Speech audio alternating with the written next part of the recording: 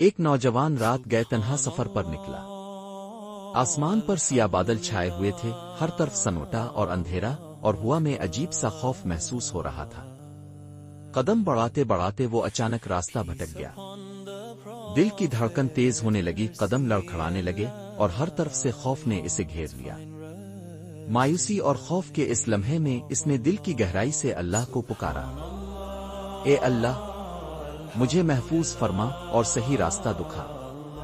ابھی اس کی دعا ختم بھی نہ ہوئی تھی کہ سامنے اچانک ایک روشنی نمودار ہوئی، ایسی روشنی جو نہ صرف اندھیرے راستے کو روشن کر رہی تھی بلکہ دل کے خوف اور اضطراب کو بھی دور کر رہی تھی۔